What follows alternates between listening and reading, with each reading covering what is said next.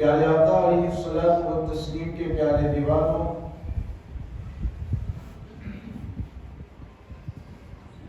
بہت وقفے کے بعد پھر ایک مرتبہ دینی مسائل سیکھنے کا اور سوال و جواب کرنے کا موقع اللہ تعالیٰ نے ہمیں عنایت فرمایا۔ یقیناً قرآن مجید میں اللہ تعالیٰ نے اس بات کو بیان فرما دیا کہ جو ایمان لا کر کے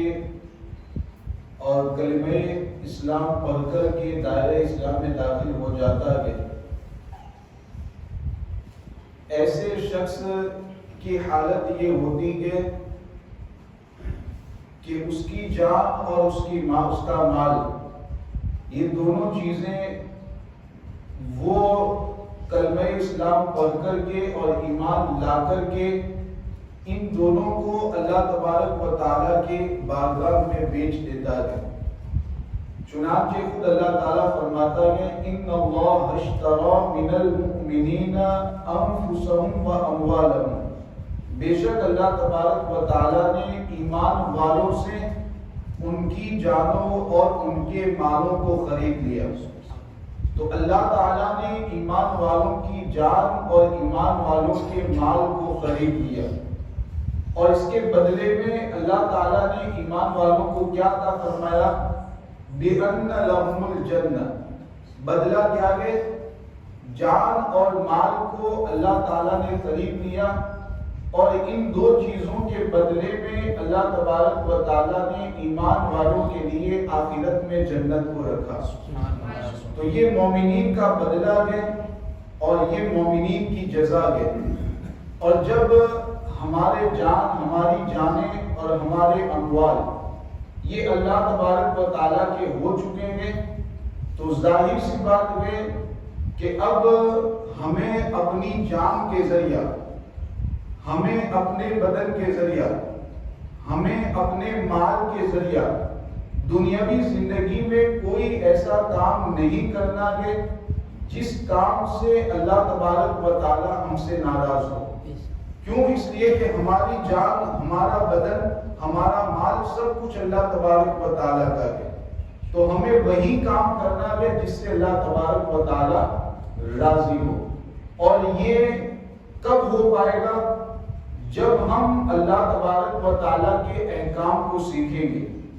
اللہ تبارک و تعالیٰ کی شریعت کے مسائل کو سیکھیں گے، دین کے مسائل کو سیکھیں گے، تبھی جا کر کے ہم اللہ تعالیٰ کے احکام کے مطابق عمل کر پائیں گے،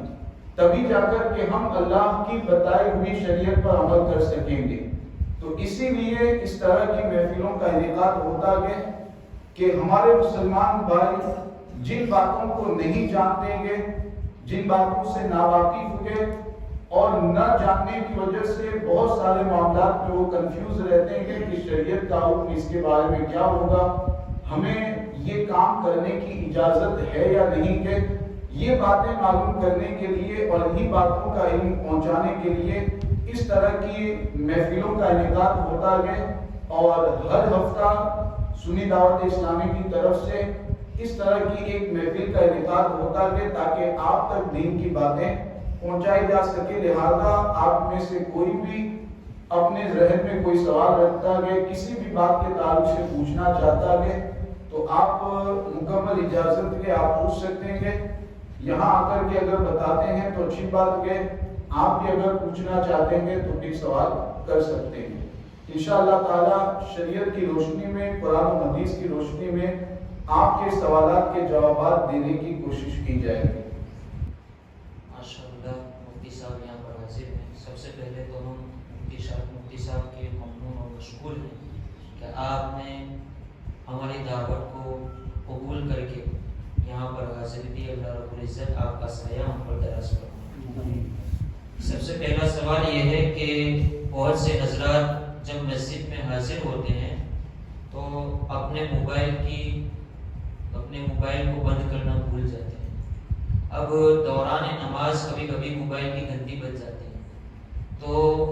موبائل کی گھنٹی بند کرنے کی وجہ سے نماز جاتی ہے یا نہیں؟ یہاں پر اولاً تو یہی گزارش کی جاتی ہے کہ آپ اس چیز کی پابندی کریں کہ جب بھی مسجد کے لیے آپ اپنے گھر سے یا دکان سے نکلتے ہیں تو پہلے ہی آپ اپنی عادت یہ بنا لیں کہ فوراً اپنے فون کو آپ سائلنٹ موڈ پہ کر دیں.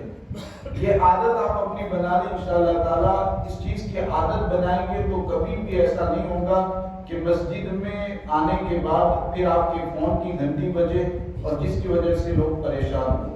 تو اولا تو اس چیز کی عادت بنائیں. اب اگر کبھی کبھار ایسا ہو گیا کہ مسجد میں آ چکے یاد نہیں رہا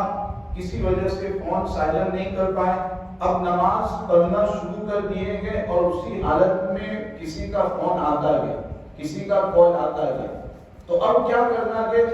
تو اب یہ چیز ذہن میں رکھیں کہ ایسی صورت میں چونکہ اس کال کی جو گھنٹی بجے گی, رنگ بجے گی, اس کی وجہ سے لوگ ڈسٹرب ہوں گے, لہذا فوراً آپ کو یہ کرنا ہے کہ آج کل تو جو اینڈرائڈ موبائل آتے ہیں اس میں سائڈ میں جو بٹن رہتا ہے کہ اگر آپ ایک مرتبہ دبا دیتے ہیں تو وہ گھنٹی بند ہو جاتی ہے. یہ فیوچر رہتا ہے یہ موبائل میں. تو آپ کو یہ کرنا ہے کہ اگر آپ کریں گے تو ایک مرتبہ ہاتھ اٹھا کر کے موبائل جیب میں گئے تو اس کے آپ بٹن کو دبا دیں. اگر ایک مرتبہ میں یہ ہو جاتا ہے بند ہو جاتا ہے اچھی بات ہے کہ پھر دوبارہ ہاتھ نہ اٹھائے. اگر ایک مرتبہ میں بھی نہیں ہوتا ہے تو کھڑے گئے ایک رکن میں, کھڑے گئے, رکوع میں گئے, سجدے میں گئے, تو ایک رکن میں 2 مرتبہ تک آپ کو ہاتھ اٹھانے کی اجازت رہے گی. لہذا ایک مرتبہ میں اگر بند ہو جاتا ہے تو اچھی بات ہے, دوسری مرتبہ ایک ہاتھ اٹھا کر کے پھر بند کرنے کی کوشش کریں. اگر 2 مرتبہ میں بھی رنگ بند نہیں ہوئی تو اب آپ کو کیا کرنا ہے, ایک رکن میں اب تیسری مرتبہ آپ کو ہاتھ نہیں اٹھانا بلکہ رکن بدل جائے. جیسے آپ کھڑے تھے رکوع میں چلے گئے تو اب رکوع میں آپ بند کرنا چاہیں تو پھر 2 مرتبہ آپ کے لیے اجازت رہے گی. رکوع میں سے پھر سجدے میں پہنچے تو 2 مرتبہ اجازت رہے گی. تو اس طرح ایک رکن میں 2 مرتبہ تک اجازت ہے اور پہلی مرتبہ میں بند ہو جاتا ہے تو پھر دوسری مرتبہ ہاتھ نہ اٹھائیں, لیکن 2 مرتبہ تک اجازت رہے گی. تو اس طریقے سے اگر رنگ بجتی ہے نماز کی حالت میں تو آپ فون کی رنگ کو بند کر دیں تاکہ آپ کی نماز میں بھی ڈسٹرب نہ ہو اور دوسروں کی نماز میں بھی کوئی ڈسٹرب نہ ہو. بہت سے حضرت ایسے ہوتے ہیں کہ جو اپنی رنگ ٹون گانے پر لگاتے ہیں, تو کیا اس طریقے سے رنگ ٹون لگانا جائز ہے یا نہیں؟ اب اگر نماز کے دوران گانا بجتا ہے تو کیا نمازیوں کی نماز پر کوئی اثر پڑے گا؟ بالکل ظاہر سی بات ہے. آپ مسلمان سے بھی اگر یہ پوچھا جائے گا کہ گانے کی رنگ ٹون بجانا اور رنگ ٹون پر گانا رکھنا کیسا ہے,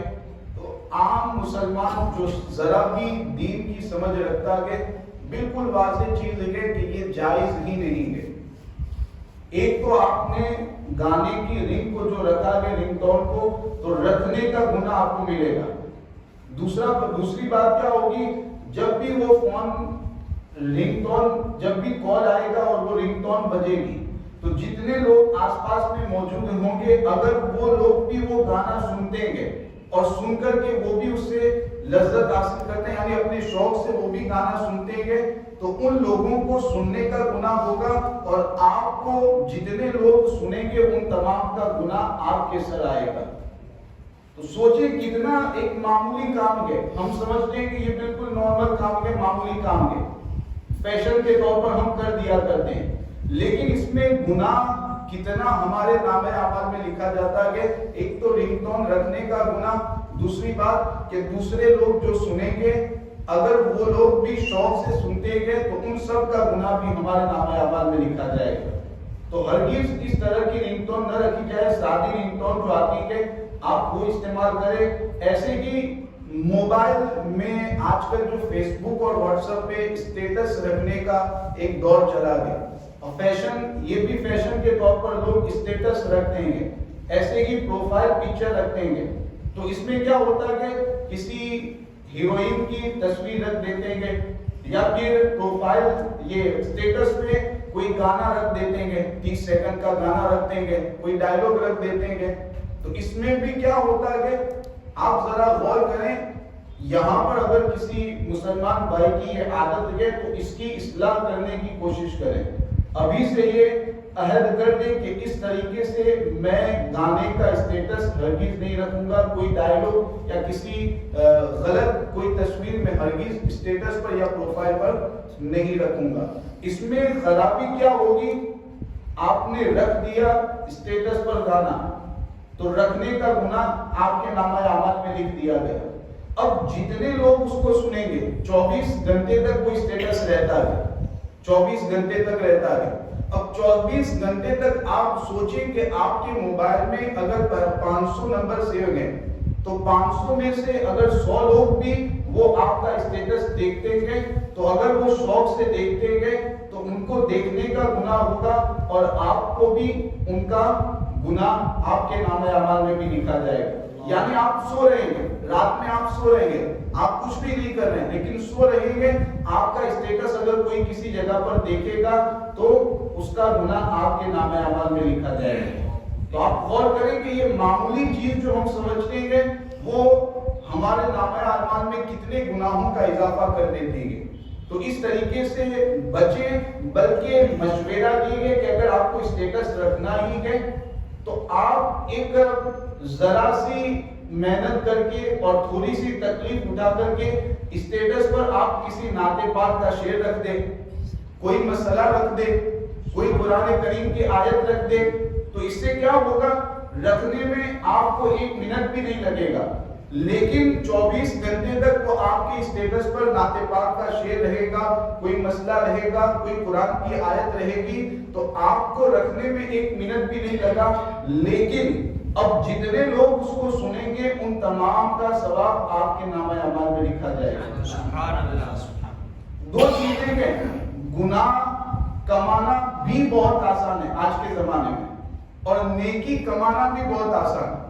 شریعت نے ہمیں ایسے ایسے طریقے بتا دیے ہیں کہ اگر ہم ان کو جانیں اور ان کے مطابق عمل کریں تو لمحہ لمحہ ہمارے نامہ اعمال میں نیکی لکھی جائے گی. ایسے طریقے بتا دیے, اگر آپ گھر سے نکلتے ہیں اچھی طرح وضو کر کے مسجد کے ارادے سے آپ نکلے,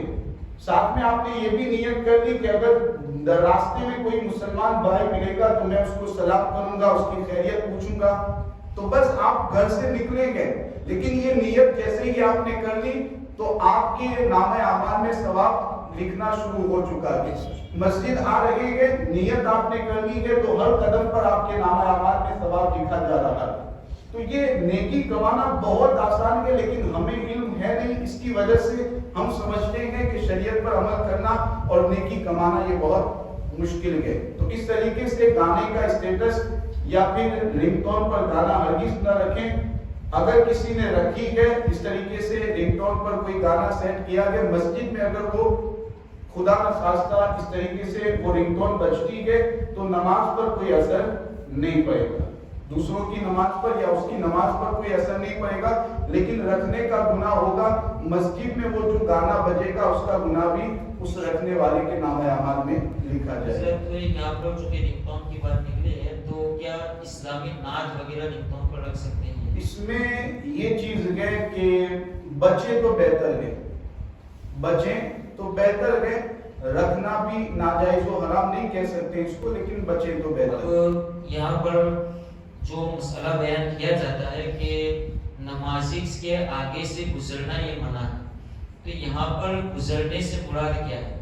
مثلا یہاں پر کوئی شخص ہوتا ہے, اس کے پیچھے کوئی نماز پڑھنا شروع کر دیتا ہے,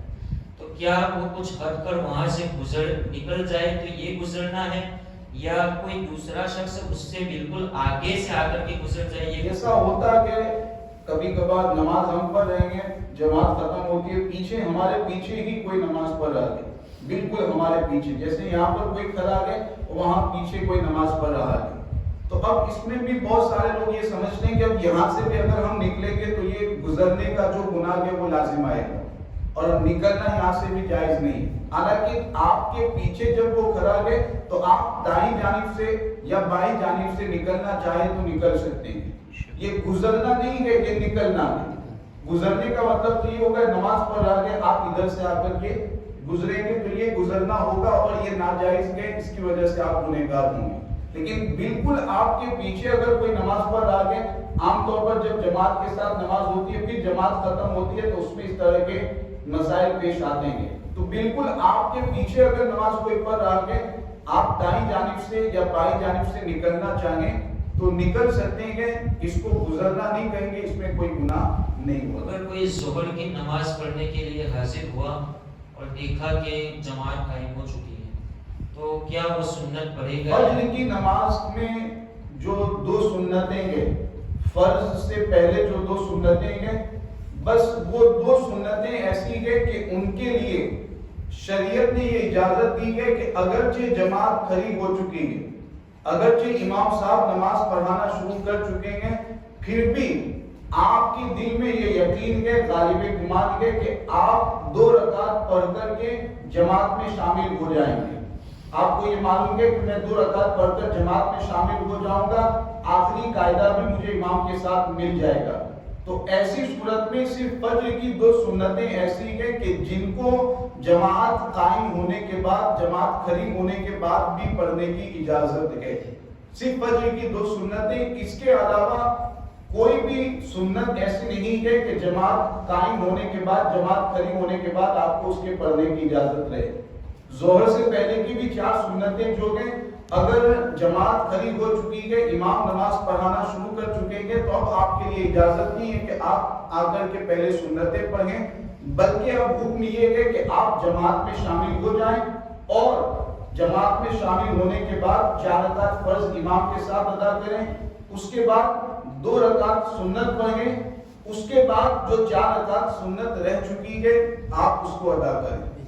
اب اس میں بھی بہت سارے ہمارے مسلمان بھائی یہ سمجھتے ہیں کہ اگر فرض سے پہلے 4 رکعت سنت نہیں پڑھ سکے تو اب اس کو نہیں پڑھنا ہے، یہ سمجھتے ہیں کہ اب وہ تو گئی، اب چھوٹ گئی، اب اس کو پڑھنا نہیں ہے۔ حالانکہ اگر فرض سے پہلے 4 رکعت سنت نہیں پڑھ سکیں گے تو بعد میں 2 رکعت سنت پڑھیں، اس کے بعد پھر 4 رکعت سنت پڑھیں گے، اس کے بعد 2 رکعت نفل پڑھیں۔ تو اس طریقے سے آپ کو کرنا کہ جماعت قائم ہونے کے بعد 4 رکعت سنت نہیں ادا کرنی ہے۔ اس کی نیت کیسی نہیں ہے؟ جی، اس کی نیت ادا ہی کی ہوگی، ایسا نہیں کہ وہ نماز آپ کی قضا ہو گئی۔ 4 رکعت سنت ابھی آپ وقت ہی میں پڑھ رہے ہیں، اس کا وقت نہیں نکلا ہے۔ فرض کے بعد پڑھ رہے تو قضا سنت ہے نہ قضا نہیں ہوگی، وہ پورے ظہر کے وقت میں سنت آپ پڑھیں گے تو قضا نہیں ہے، پورے ظہر کے وقت میں آپ پڑھیں گے۔ فجر کی 2 رکعت سنت چھوٹ گئی تو اگر فجر کی 2 رکعت سنت آپ کو موقع ہی نہیں ہے آپ کے پاس کہ آپ 2 رکعت سنت پڑھ کر کے امام کے ساتھ جماعت میں شامل ہو سکے، ایسا اگر موقع ہی نہیں آپ کے پاس، 2 رکعت سنت چھوٹ گئی، آپ امام کے ساتھ 2 رکعت فرض میں شامل ہو گئے، تو اب وہ 2 رکعت سنت اگر آپ پڑھنا چاہتے ہیں تو اس کے لیے حکم یہ ہے کہ فرض کے فوراً بعد آپ نہیں پڑھ سکتے، بلکہ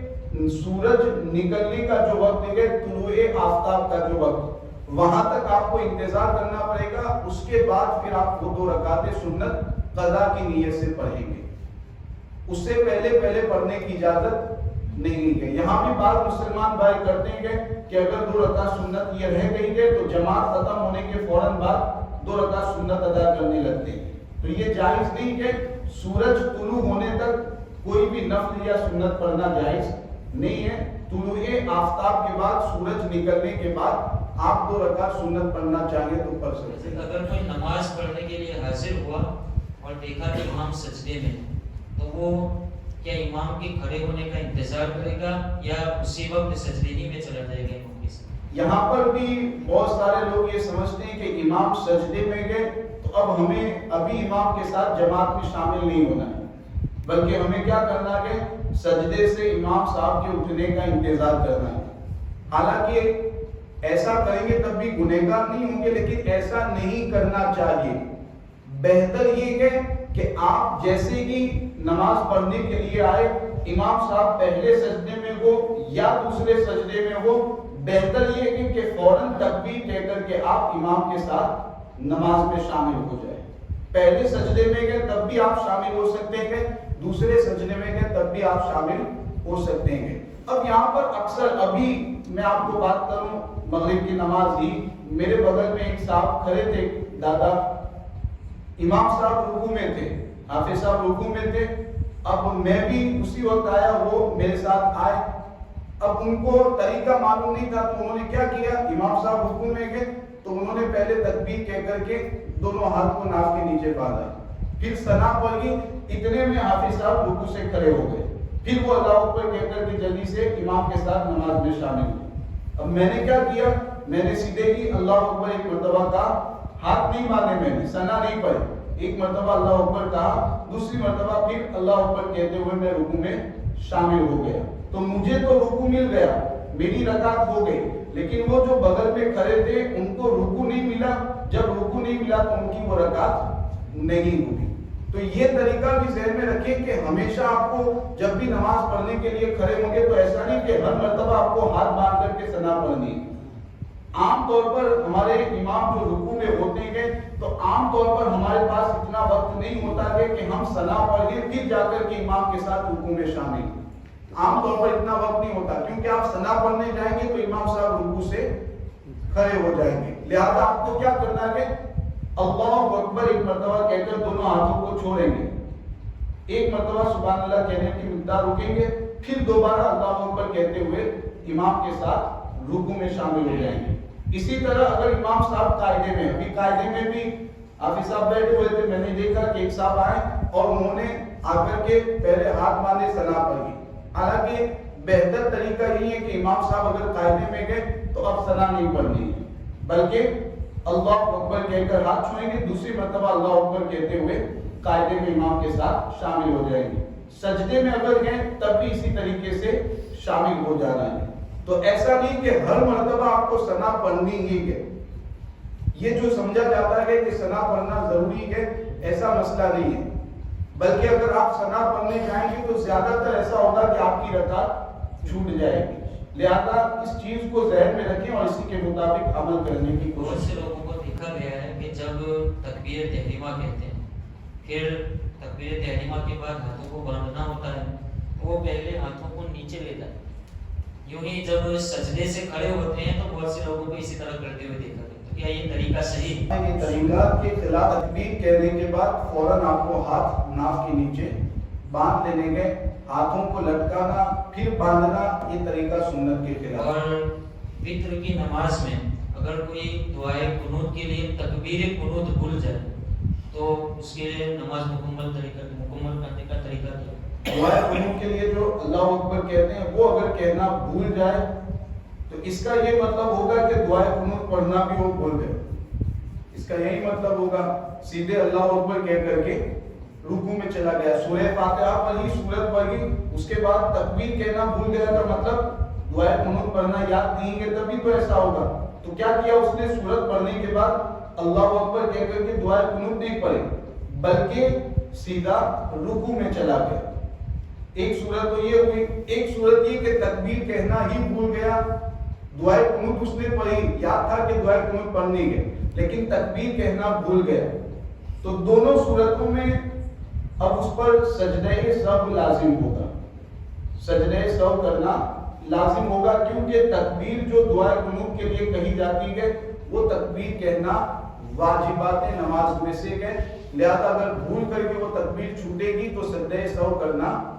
واجب ہوگا۔ اور یہاں پر ایک چیز یہ بھی بتا دوں کہ اگر دعائے قنوت پڑھنا آپ بھول گئے اور رکوع میں پہنچ گئے، رکوع میں آپ چلے گئے، تو اب اکثر ہمارے یہاں کیا ہوتا ہے کہ اکثر لوگ یہ کرتے ہیں کہ واپس یاد آتا ہے تو رکوع سے کھڑے ہوتے ہیں، دعائے قنوت پڑھنے کے لیے یاد آتا ہے تو کھڑے ہوتے ہیں، دعائے قنوت پڑھتے ہیں، پھر نماز مکمل کرتے ہیں، تو یہ غلط طریقہ ہے۔ رکوع میں اگر آپ کو یاد آتا ہے کہ مجھے تو دعائے قنوت پڑھنی تھی اور میں بھول گیا، تو اب آپ کو کیا کرنا ہے، رکوع کے بعد آپ تیسری رکعت کو مکمل کر لیجئے، آخر میں سجدہ سہو کریں گے تو آپ کی نماز مکمل ہو جائے گی، واپس لوٹنے کی ضرورت نہیں۔ رکوع میں یاد آیا تو نماز مکمل کر کے آخر میں سجدہ سہو کریں گے تو نماز آپ کی مکمل ہو جائے گی۔ رمضان شریف میں جب فطر جماعت کے ساتھ پڑھی جاتی ہے اس میں اکثر یہ ہوتے ہیں کہ امام صاحب چلے جاتے ہیں رکوع میں، پیچھے سے آواز آتی ہے اللہ، لقمہ دیا جاتا ہے کہ یہ غلط، یہ مسئلہ بھی سماعت کر لیں کہ امام صاحب رکوع میں پہنچ گئے، دعائے قنوت پڑھنا بھول گئے، رکوع میں پہنچ گئے، اب اگر مقتدیوں میں سے کوئی لقمہ دے گا، اللہ اکبر امام کو کہے گا لقمہ دے گا، تو یہ چونکہ غلط لقمہ دے لہذا اس لقمہ دینے والے کی نماز ٹوٹ جائے گی، اور اگر امام صاحب اس کا لقمہ لے کر کے واپس کھڑے ہوں گے تو امام کی نماز بھی ٹوٹے گی اور جتنے مقتدی کے سب کی نماز فاسد ہو جائے گی۔ لہذا اس مسئلے کو ذہن میں رکھنا کہ اگر امام صاحب رکوع میں چلے گئے، دعائے قنوت پڑھنا بھول گئے، تو اب آپ کو کیا کرنا ہے کہ آپ بھی امام کے ساتھ رکوع میں چلے جائیں، لقمہ مت دیں، اللہ اکبر مت کہیں، رکوع میں چلے جائیں، آخر میں سجدہ سہو کر لیں گے تو آپ لوگوں کی نماز مکمل ہو جائے گی۔ جیسے کہ آدھا انسان کھڑے رہ گیا، امام صاحب کھڑا ہو رکوع تک نہیں جا، آدھا انسان کھڑا ہے وہ آدھا انسان کی کیا کرے؟ آدھے انسان جو کھڑے گئے وہ رکوع میں چلے جائیں، آدھے رکوع میں چلے گئے کھڑا بھی ہو گیا، آدھا کھڑے رہے گی، تو ایسی صورت میں سب کی نماز اب ٹوٹ گئی۔ امام صاحب جب واپس آئے تو امام کی نماز ٹوٹی، اور جب امام کی نماز فاسد ہو گئی، امام صاحب رکوع سے کھڑا نہیں ہو، کوئی نہیں کیا، مکمل کر لیا، کچھ امام کے ساتھ ہے، واپس نہیں آئے، انہوں نے اپنی نماز جاری رکھی، تو جو ان کے ساتھ رکوع کی ان کی نماز ہوئی، جس کو کھڑا رہے اس کی نماز ہوگی، تو وہ امام کے سلام پھیرنے تک ایسے ہی کھڑے رہے۔ ان لوگوں کی نماز، جو لوگ امام کے ساتھ رکوع میں چلے گئے، امام نے رکوع بھی کر لیا، آخر میں سجدہ سہو کر لیا، تو امام کی نماز تو ہو گئی، اور جو مقتدی امام کے ساتھ تھے ان کی نماز بھی ہو گئی۔ اب جو مقتدی ایسے ہی کھڑے رہ گئے، تو چونکہ انہوں نے امام کے ساتھ فرض ادا نہیں کیا، لہذا ایسے مقتدیوں کی نماز فاسد ہو جائے گی، ٹوٹ جائے گی، ان کو دوبارہ نماز پڑھنا ضروری ہوگا۔ بعد میں وہی یہ داخلہ طریقہ سے کہ 100 انسان ہے، 50 انسان نماز پڑھا، 75 انسان سمجھ لگی کھڑے رہ گئے، تو امام صاحب نماز ختم کرنے کے بعد اعلان کر دے، امام صاحب اعلان کر دے کہ جو لوگ کھڑے رہے گئے وہ لوگ پھر سے اپنی وتر کی نماز پڑھ لیں۔ جماعت کر سکتا کہ نہیں کر سکتا؟ وہ الگ سے اگر ان میں کوئی جماعت کرنے کے لائق ہے تو وہ جماعت کر سکتے ہیں، جماعت سے الگ اپنی نماز وہ پڑھ سکتے ہیں۔ نماز میں جیسی نیت مان لیا، 5 بار 6 بار پوجا ہو گئے، اس کے نیت مکمل رہے گی، نیت نماز کی نیت غلط طریقہ ابھی تو بتایا گیا کہ ایک رکن میں اگر آپ کھڑے گئے تو 1 مرتبہ 2 مرتبہ بس یہاں تک اگر آپ کو اجازت ہے، اگر تیسری مرتبہ اسی رکن میں کھڑے گئے اسی عادت میں تیسری مرتبہ جیسے ہی آپ ہاتھ اٹھائیں گے آپ کی نماز ٹوٹ جائے گی۔ ایسے ہی اگر سجدے میں گئے، قاعدے میں بیٹھے ہوئے گئے، رکوع میں گئے، 2 مرتبہ تک تو آپ کو ہاتھ اٹھانے کی اجازت ہے، وہ بھی کب آپ کو ضرورت ہے تو ہی ہاتھ اٹھائے، بغیر ضرورت کے ہاتھ نہ اٹھائے، ضرورت ہے تو 2 مرتبہ تک آپ ہاتھ اٹھائے، تیسری مرتبہ ہاتھ اٹھانے کی اجازت نہیں ہے۔ جیسے کہ سجدہ میں جاتے ہیں پیچھے تو آگے دونوں پیر کو پیچھے کر لیتے ہیں، غلط طریقہ یہ سجدے میں پھر بعد میں تھوڑی دیر بعد سجدہ کے چلا گیا، بعد میں پھر انگلی کو اٹھا کے سیدھا کرتے ہیں، اس میں نماز ہو جائے گا کہ نہیں ہوگا؟ نماز تو ہو جائے گی، چونکہ واجب اور فرض جو ہے کہ 3 انگلیوں کا پیپ اور 1 انگلی کا اندر والا حصہ زمین سے لگانا ہے تو وہ لگا دیا، سجدے میں لگا دیا تو واجب اور فرض تو ادا ہو گیا، لیکن پہلے جو اس نے ایسے پاؤں رکھے تھے یہ طریقہ غلط ہے، پہلے ہی سے اس کو ایسے انگلیاں رکھنی ہے،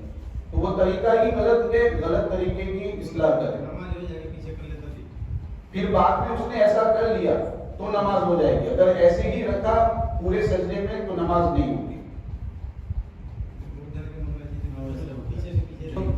بہت سے لوگ پڑھتے ہیں، تکبیر بھی کہتے ہیں، لیکن تکبیر کے لیے ہاتھ اٹھانا بھول جاتے ہیں، تو کیا اس کی وجہ سے نماز ہاتھ اٹھانا تکبیر کے لیے یہ سنت ہے، تکبیر کہنا یہ واجب ہے، دعا پڑھنا یہ واجب ہے، تو اگر ہاتھ اٹھانا بھول گئے تب بھی نماز ہو جائے گی، سجدے سہو کرنے کی ضرورت نہیں ہے۔ بہت سے لوگ بتا رہے ہیں کہ جمعہ کے دن لوگ فرض نماز پڑھ کے نکل جاتے ہیں اور باقی سنت ادا نہیں کرتے، تو ان کا کیا ہوگا؟ ان کا ٹائم پہ آتے ہیں، خطبے کے ٹائم پہ لوگ آتے ہیں، جی انہیں خطبہ بھی سنتے نہیں، جی۔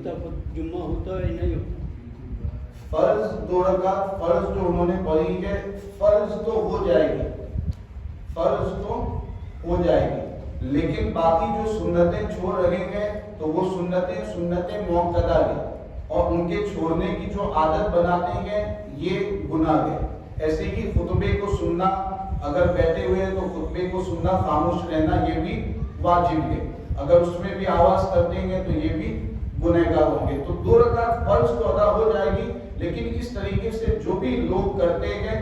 उनको सोचना चाहिए कि वो अपने आप को मुसलमान कहते हैं, वो अपने आप को ईमान वाला कहते हैं, वो अपने आप को कहते हैं कि हम तो अल्लाह पर ईमान रखते हैं। तो आखिर ये कैसा ईमान वाला है कि जिसके पास हफ्ते में सिर्फ एक ही मर्तबा अल्लाह के लिए मस्जिद जाने का वक्त है?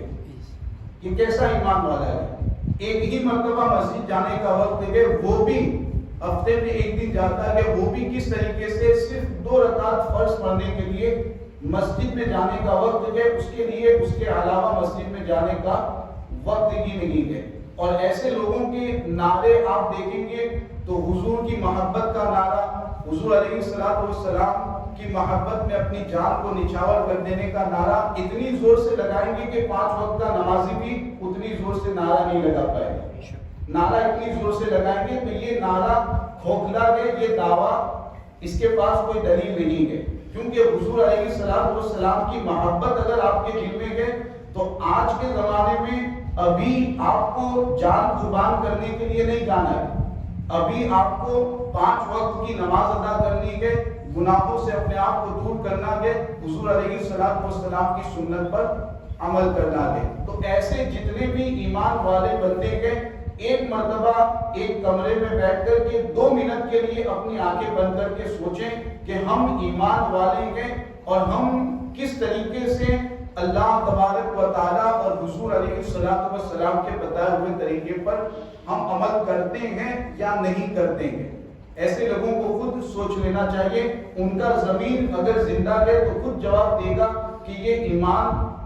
अल्लाह तबारक व तआला के रसूल सल्लल्लाहु अलैहि वसल्लम ने जो तरीका बताया है उस तरीके के मुताबिक हमारा ईमान नहीं है, क्योंकि ईमान के बाद हुजूर ने तो अमाल की भी तरगीब दी है, अमाल भी सिखाए गए, नमाजों की पाबंदी भी करनी है। लिहाजा ऐसे ईमान वालों को गौर करना चाहिए कि उनका ईमान कमजोर तो नहीं हो चुका, वो गौर कर लें और अपने ईमान को मजबूत करने की कोशिश करें अमाल के जरिया, नमाजों की पाबंदी के जरिए। कोई क्या रहता तो 2 रकात के बाद कायदे में बैठना भूल गए, खड़े हो गए, सब बैठे ही किसी रकात में याद आया तो सजदा करना पड़ेगा। तो अब आपको बैठना नहीं है, मुकम्मल आप खड़े हो गए, फिर आपको याद आया कि मुझे तो दूसरी रकात पर बैठना था, तो अब आपको बैठना नहीं है बल्कि तीसरी रकात भी पढ़ लें, चौथी रकात भी पढ़ लें, आखिर में सजदे सहव करेंगे तो नमाज आपकी मुकम्मल हो जाएगी। बहुत से लोग मोबाइल के अंदर कुरान की तिलावत करते हैं, तो अब जब तिलावत करते हैं कोई शख्स आगे बैठा हुआ तो मोबाइल उसके बीच की तरफ होता है,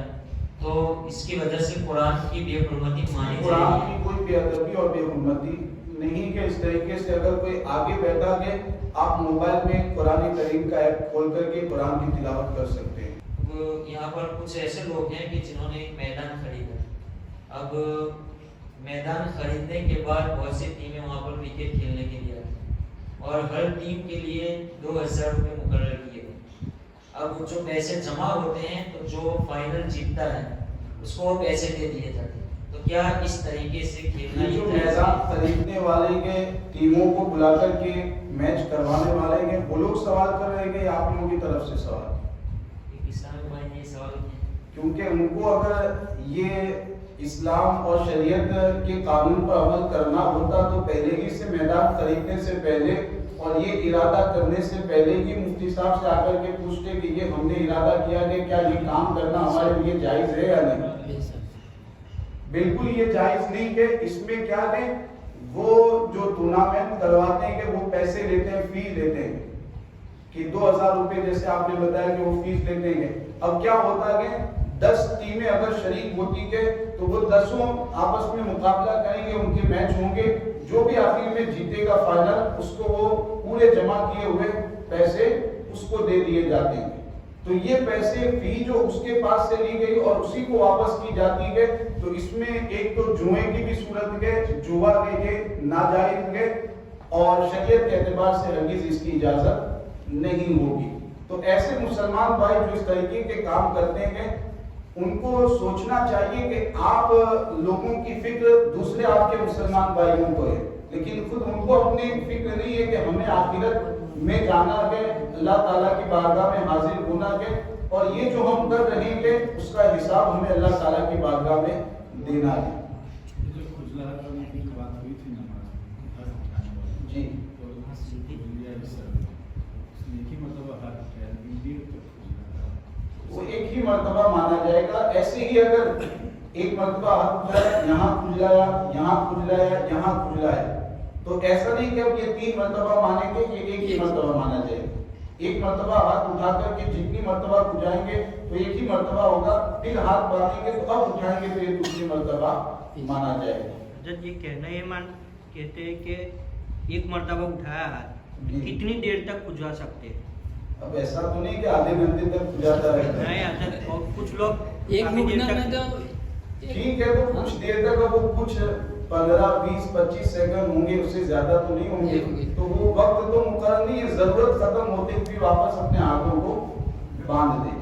ضرورت جب تک ہے تب تک ہاتھ اٹھانے کی اجازت رہے گی. اب ایسا بھی نہیں کہ ضرورت نہیں ہے، بغیر ضرورت کے ایسے ہاتھ کو رکھ دیں گے تو یہ بھی غلط طریقہ ہے. امام صاحب نماز پڑھا رہے تھے اور بھول گئے، دوہرا رہے تھے، لیکن جب ایک آیت دہرانے میں ان کو وقت لگا. کچھ لوگ کہتے ہیں کہ آپ 3 مرتبہ سبحان اللہ پڑھنے کی مقدار بھول گئے. امام صاحب کہتے ہیں کہ اتنا نہیں ہوگا، تو کس کی بات ہے؟ اگر واقعی امام صاحب کو یقین ہے امام صاحب کو، تو پھر ظاہر سی بات ہے کہ امام صاحب کا معاملہ ہے تو امام صاحب کے مطابق فیصلہ ہوگا. اگر واقعی یقین ہے تو. اور اگر امام صاحب ہی کو شک ہے تو اب پیچھے جو مقتدی حضرات کریں گے ان کی بات مانیں گے، وہ لوگ کیا کہتے ہیں اس کے مطابق فیصلہ ہوگا. اس میں بھی دو کچھ لوگ کہتے ہیں کہ نہیں اتنا نہیں روکے اور کچھ لوگ کہتے ہیں کہ نہیں روکے. اکثر لوگ جتنی جو بات کہیں گے اس کے اعتبار سے پھر عمل ہوگا. یہ حضرت شریعت کی نظر میں منت کسے کہتے ہیں؟ منت، آپ یہ جو سوال کر رہے ہیں تو اس میں ایک چیز پہلے عوام کو سمجھانے کے لیے میں بتا دوں کہ عام طور پر ہمارے یہاں تو منت کا مطلب ہی نہیں ہوتا ہے کہ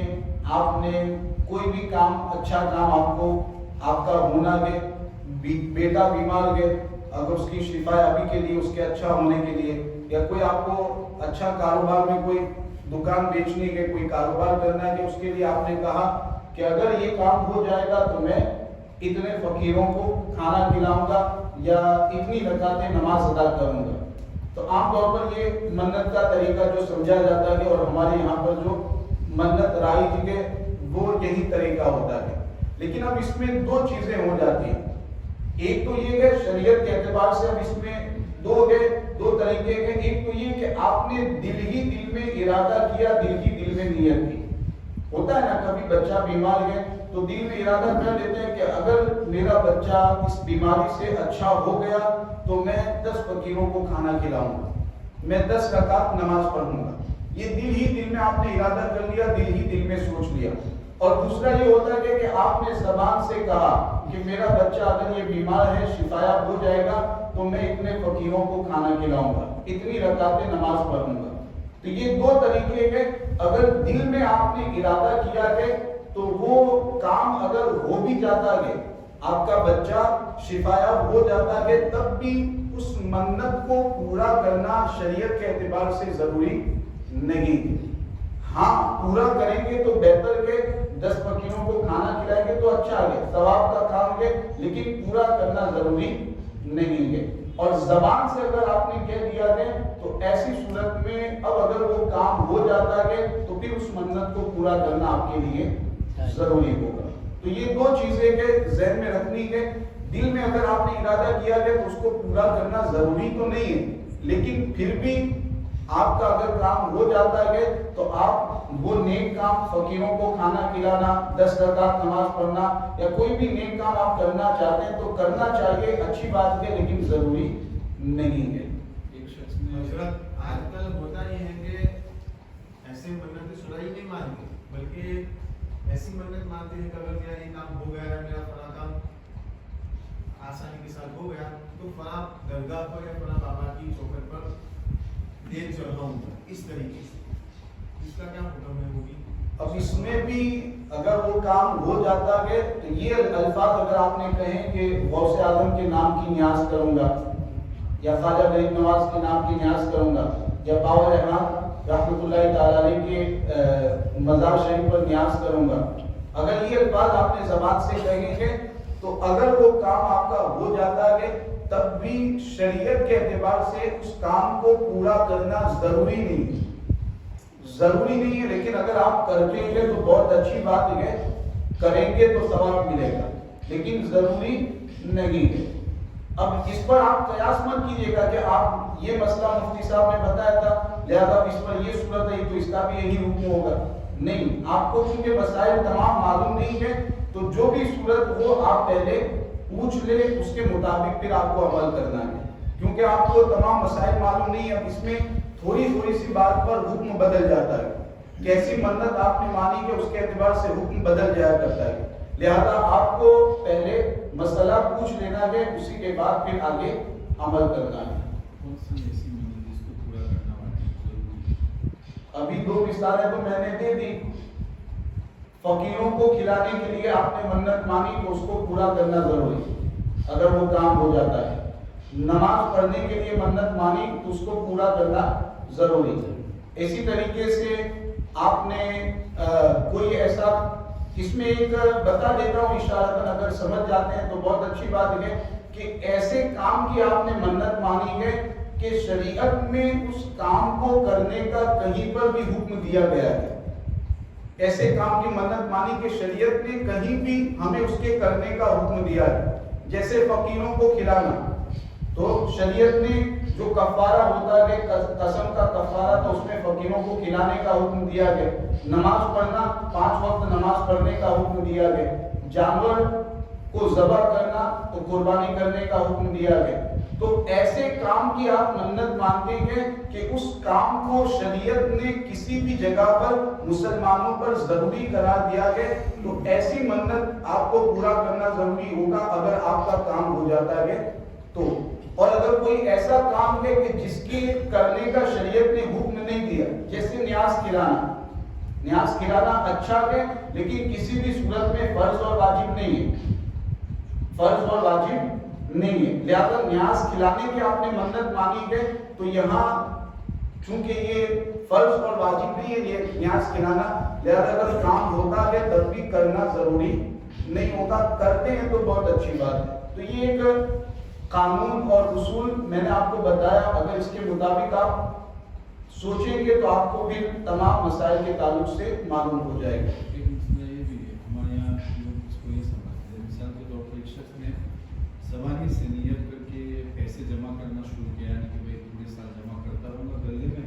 اور پھر جب جامع شریف کا وقت آئے گا تو اس وقت نیاز کروں گا، لیکن جب وہ مہینہ آتا ہے تو اچانک اسی کے رشتہ دار میں کوئی ایک ایسا حادثہ ہو جاتا ہے، کسی کے بیوہ ہو جاتی ہے اور وہ مجبور ہے، تو وہ پیسے اس کو دے سکتا ہے کہ نہیں؟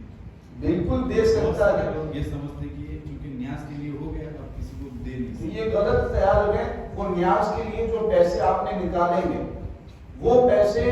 نیاز کی جگہ پر، میں آپ کو یہ مسئلہ بتاؤں کہ نیاز کی جگہ پر وہ پیسے اپنے غریب مسلمان بھائی کی مدد میں آپ استعمال کریں گے تو نیاز میں آپ کو جتنا ثواب ملے گا اس سے کئی گنا زیادہ وہاں پر آپ کو ثواب ملے گا۔ یہ چیز آپ ذہن میں رکھیں کہ نیاز کھلائیں گے اچھی بات ہے، لیکن اس طریقے سے اگر آپ کے مسلمان بھائی کو ضرورت ہے تو آپ کو کیا کرنا ہے، نیاز میں جتنے پیسے آپ خرچ کرتے ہیں اتنے پیسے مسلمان بھائی کی ضرورت کو پورا کرنے کے لیے خرچ کریں تو وہاں جتنا ثواب ملے گا اس سے کئی گنا زیادہ آپ کو یہاں پر ثواب ملے گا اگر اچھی نیت کے ساتھ کریں گے تو یہ چیز ذہن میں رکھیں کہ ایسا نہیں کہ نیاز کے لیے الگ پیسے کر لیے گئے تو پھر اس کو غریبوں کی مدد میں استعمال نہیں کر سکتے ہیں۔ بہت سارے لوگ ہیں 11ویں شریف کے موقع پر، 6 شریف کے موقع پر، عید میلاد النبی صلی اللہ علیہ وسلم کے موقع پر نیاز کرتے ہیں، بہت اچھی بات ہے، اللہ تبارک و تعالیٰ مزید توفیق عطا فرمائے، لیکن وہ جو نیاز کا اہتمام کرتے ہیں وہ اس بات کا بھی خیال کریں کہ ان کے علاقے میں، ان کے رشتہ داروں میں کیا کچھ ایسے ضرورت مند تو نہیں ہیں جن کو کھانا پکانا اور کھانے کا انتظام کرنے میں بھی جن کو پریشانی ہوتی ہے، کیا ایسے تو نہیں ہے؟ اگر ایسے مسلمان بھائی مسلمان رشتہ دار موجود ہیں تو آپ اس نیاز کی جگہ پر غوث پاک کے ایثار ثواب ہی کی نیت سے آپ ان کی مدد کریں تو انشاءاللہ تعالی زیادہ ثواب ملے گا اور غوث پاک رضی اللہ تعالیٰ عنہ کی روح آپ سے خوش ہوگی. کسی کو مکہ شریف کی تصویر حضور صلی اللہ علیہ وسلم کی روضہ مبارک کی تصویر چومنا جائز کہ نہیں ہے؟ یہاں کی بات کریں گے وہاں یہاں کی تصویر لگا تصویر بلا شبہ جائز ہے، بلکہ چومیں گے تو اس کی جو برکتیں ہیں وہ بھی آپ کو حاصل ہیں. چومیں گے تو اس کی برکتیں حاصل ہوگی. بالکل چوم سکتے ہیں خانہ کعبہ کی تصویر کے، مدینہ المنورہ کی تصویر کے، گنبد خضرا کی تصویر کے،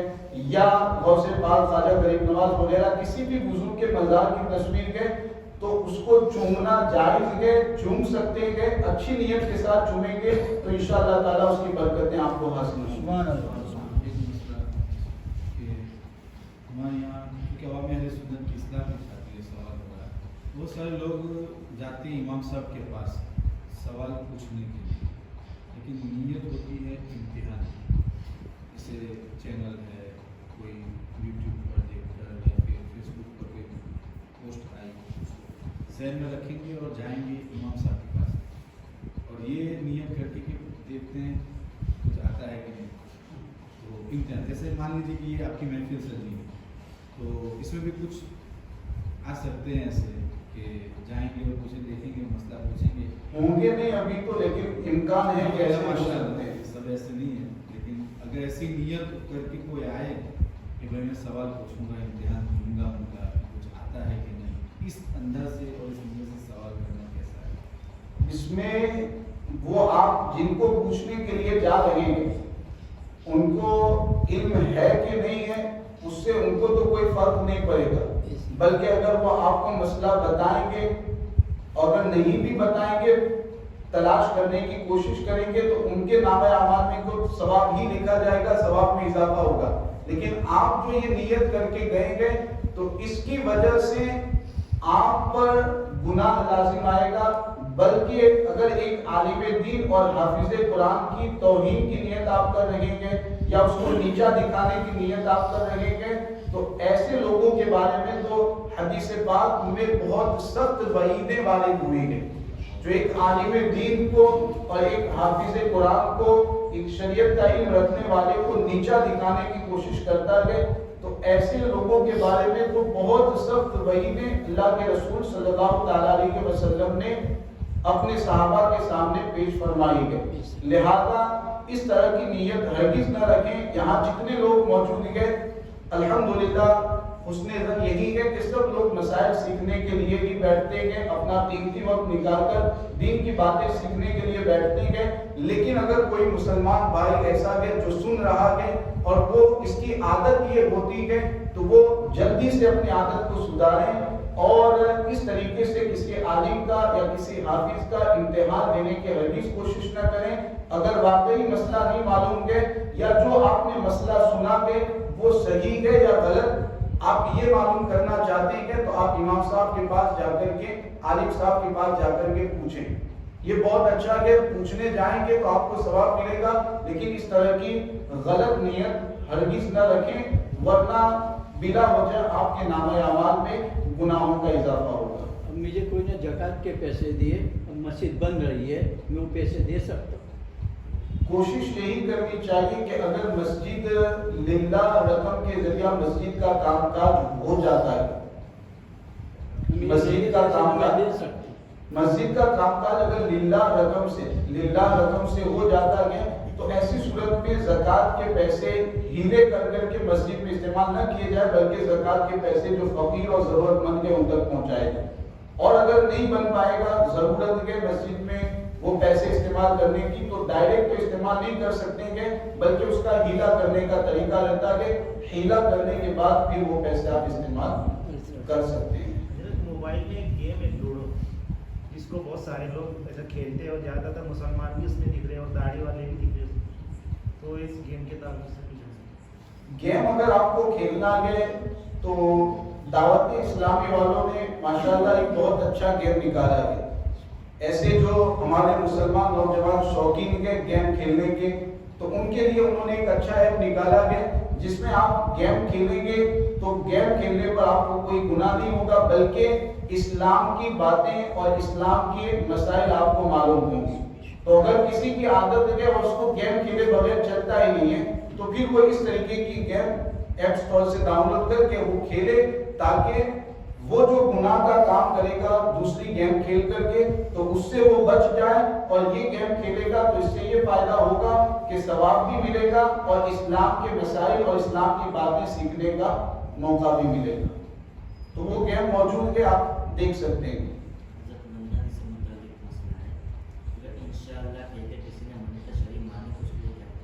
اس کو پورا کرنا پھر ضروری نہیں ہوگا، یہ ضروری نہیں ہوگا، اس پر توجہ دیجیے گا۔ پھر باہر جا کر کے 10 لوگوں کے سامنے یہ بیان نہ کریں کہ مفتی صاحب نے تو یہ بتایا کہ وہ کام اب کرنا ہی نہیں۔ ضروری نہیں ہے لیکن کریں گے تو بہت اچھا ہے، ضروری نہیں ہے کریں گے تو بہت اچھا ہے۔ تو یہ معاملہ ہے، انشاءاللہ بھی اگر آپ نے کہہ دیا تو اب وہ کام اگر ہو بھی جاتا ہے تو ضروری نہیں ہے منت پورا کرنا، لیکن پوری کر دیتے ہیں تو بہت ہی اچھا ہے، بہتر ہے۔ قرآن کی تلاوت کرنا جائز نہیں۔ زوال کے وقت یعنی جو مکروہ وقت ہوتا ہے اس میں قرآن کی تلاوت کرنے سے بچنا چاہیے، قرآن کی تلاوت کرنے سے بچنا چاہیے۔ مکروہ وقت میں قرآن کی تلاوت کے علاوہ آپ درود پاک پڑھیں، اللہ کا ذکر کریں، تسبیح پڑھیں، لیکن قرآن کی تلاوت کرنے سے بچیں۔ کوئی وظیفہ پڑھ رہے ہیں جیسے ختم قادریہ شریف، جی اب وہ پڑھ رہے ہیں، زوال کا وقت ہے، اب بیچ میں وہاں پر یاسین شریف کی بھی تلاوت ہوتی ہے، تو کیا اس طریقے سے تلاوت کرنا؟ اس میں بھی یہ اہتمام کریں کہ وہ مکروہ وقت یا تو بیچ میں نہ آئے، اگر آتا گیا تو اتنی دیر تک انتظار کر لیں۔ اصل ٹائم ہے مغرب کی نماز کو 5-7 منٹ باقی ہے، 10 منٹ باقی ہے، پڑھ سکتے ہیں کہ جیسے ہی عصر کی نماز کا وقت ختم ہوتا ہے مغرب کی نماز کا وقت شروع ہوتا ہے۔ ایسا نہیں کہ بیچ میں کوئی ایسا وقت ہے جو نہ عصر کی نماز کا وقت ہے نہ مغرب کی نماز کا وقت، ایسا نہیں۔ عصر کی نماز کا وقت جیسے ہی ختم ہوگا اسی سیکنڈ میں مغرب کی نماز کا وقت شروع ہوگا۔ تو اگر 5-7 منٹ کا وقت اگر باقی ہے تو عصر کی نماز کا وقت چل رہا ہے، آپ اس میں نماز ادا کر سکتے ہیں۔ اسی رکعت میں ایک سجدہ کیا یا 3 سجدے کر دیے، اس کے لیے اگر 3 سجدے کیے غلطی سے تو ایسی صورت میں تو سجدے سہو کرنا ضروری ہوگا، اور اگر ایک ہی سجدہ کیا اور بعد میں یاد نہیں آیا، نماز ختم کر لی، سب کچھ ختم کر لیا، پھر یاد آیا، تو ایسی صورت میں اب نماز کو دوبارہ پڑھنا فرض اور ضروری ہے۔ اور اگر نماز میں بعد میں یاد آ گیا، جیسے دوسری رکعت کا سجدہ ایک سجدہ رہ گیا، آخر میں آپ نے قاعدہ جب کیا، چوتھی رکعت میں آپ بیٹھے تب یاد آیا کہ دوسری رکعت میں تو میں نے ایک ہی سجدہ کیا، تو اب آپ کو کیا کرنا ہے، وہ دوسرا سجدہ اسی وقت کر لینا ہے، پھر آخر میں سجدے سہو کر لینا ہے، تو نماز مکمل ہو جائے گی۔ کوئی بھائی اگر کمائی کے لیے بیرونی ملک گیا اور وہاں کا مقیم ہو گئے اور واپس اپنے وطن آتے ہیں 15 دن سے پہلے کے لیے، تو وطن اس کے لیے کیا ہے؟ وہاں کا مقیم ہو گیا کا مطلب اب ہمیشہ وہیں رہنے کا ارادہ۔ عام طور پر یہ ارادہ نہیں ہوتا، عام طور پر ارادہ ہوتا ہے کہ جب تک وہاں کام ہے تب تک رہوں گا، عام طور پر یہ ارادہ ہوتا ہے۔ آپ جو بتا رہے ہیں ہمیشہ اس لیے تو واپس اپنے وطن آتا ہے، تو یہ رہتا ہے کہ جب تک کام، جیسے افریقہ جاتے ہیں، یوکے جاتے ہیں، وطن کچھ دنوں کے لیے جاتا ہے، واپس پھر وہیں کام کے لیے آتا ہے، تو وہاں کام کے لیے جا رہا ہے نا، تو اب وہ اس کے لیے اصلی وطن نہیں، اصلی وطن جو اس کا پہلے سے ہے وہی ہے۔ تو یہاں پر اگر ایک دن کے لیے بھی آئے گا تو پوری کی نماز پڑھے گا، 1 گھنٹے کے لیے بھی آئے گا تو اپنے گاؤں میں اپنے شہر میں جب آئے گا تو پوری نماز پڑھے گا، اور وہاں چونکہ کام کے لیے جا رہا ہے تو وہاں اگر 15 دن ٹھہرنے کا ارادہ ہے تو پوری پڑھے گا، 15 دن سے اندر اگر واپس آنے کا ارادہ ہے یا کہیں دوسری جگہ جانے کا ارادہ ہے تو پھر وہاں پر اس کو آدھی نماز پڑھنی ہے۔ اور سفر میں اس کو اگر 1 دن یا 2 دن لگے سفر میں، جی تو وہ سفر اس کے لیے مسافر ہے۔ ہاں، مسافر سفر کی حالت میں تو مسافر ہی رہے گا، اس میں تو آدھی نماز پڑھنی ہے جب تک اپنے شہر یا گاؤں میں نہ پہنچ جائے۔ جزاک اللہ، اللہ رب العزت آپ کی برکتیں عطا فرمائے، آپ کا سایہ ہم پر دراز فرمائے۔